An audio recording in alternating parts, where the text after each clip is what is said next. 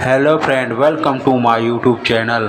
आइए जानते हैं हमारे देश का इतिहास। वैसे कहते हैं इतिहास पढ़ने से क्या फ़ायदा। यह न तो हमारा करियर बना सकता है, न ही हमें रुपये पैसे दिला सकता है, न ही सफलता दिला सकता है, परंतु हमें इतिहास से सीख लेनी चाहिए। किस तरह हमारे देश को गुलाम बनाया गया, हमारे देश को लूटा गया, चाहे मुगल हो चाहे अंग्रेज हो। हमारे पूर्वजों की गलती से सबक लेनी चाहिए और वर्तमान में हमें भी यह गलती न करें। हमें इसे सतर्क रहना। और दुनिया में ऐसा भी होता है, आज हम किसी दूसरे देश और तो और इंसान पर भी भरोसा नहीं कर सकते। हमारे देश के इतिहास में ऐसे कई महापुरुष हुए जिसे हम मोटिवेशन मिल सकते हैं, जिससे कुछ सीखने को मिल सकते हैं, जैसे आचार्य चाणक्य, पंडित श्री कृष्ण राम, पृथ्वीराज चौहान, चंद्रगुप्त मौर्य, अशोक, रानी लक्ष्मीबाई इत्यादि। यह सब हमें शौर्य, साहस, वीरता, हिम्मत सिखाती है। यह हमारे भारत देश जब दूसरे देश का ठीक से बौद्धिक विकास नहीं हुआ था तब से अस्तित्व में है।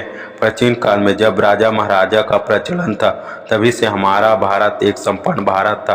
प्राकृतिक धरोहर, खनिज संपदा की कमी नहीं थी। सोना, चांदी, कोयला, पहाड़, कई प्रकार के पेड़ पौधे, औषधि, मसाला, फल इत्यादि सब भारत में मिलता था और अभी भी मिलता है। खनिज प्रचुर मात्रा में मिलता था, जिस पर नज़र बाहरी देशों और आक्रमणकारियों का था। यहाँ कई समाज सुधारक, कवि, वैज्ञानिक, वैद्य हुए जो हमारे देश में लोगों को जागरूक करने का प्रयत्न किया। यहाँ बड़े बड़े महापुरुषों का जन्म हुआ।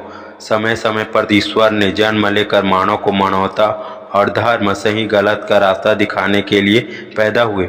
यहाँ ऐसे धर्म ग्रंथ, वेद, उपन्यास, जीवनी लिखे गए जो लोगों को अच्छे विचार, संस्कार देने के लिए काफ़ी है। आज भारत में कई धर्म संप्रदाय के लोग रहते हैं।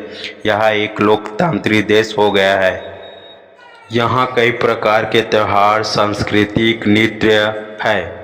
एक समय ऐसा आ गया जब भारत में कई देशों का नज़र पड़ा और आक्रमण किया और भारत में घुसकर लूटपाट मचाया और भारत को गुलाम बनाकर भारत में कई सालों तक राज किया और भारत के खनिज संपदा और मंदिरों, धरोहर को तोड़ा फोड़ा गया।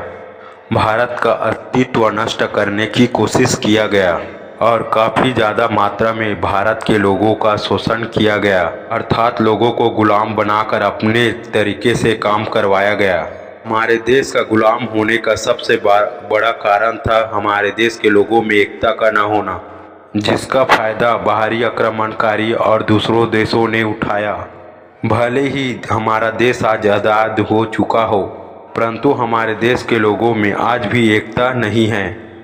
भले ही आज इंसान को स्वतंत्रता मिली हो, भले ही लोगों को हित के लिए संविधान लिखा गया हो, आज नेता हो, कर्मचारी हो और तो और कोई भी क्षेत्र हो, यहाँ सबसे ज़्यादा भ्रष्टाचार बढ़ गया है। जिसके पास पैसा हो, धन दौलत हो, उसी का राज हो गया है।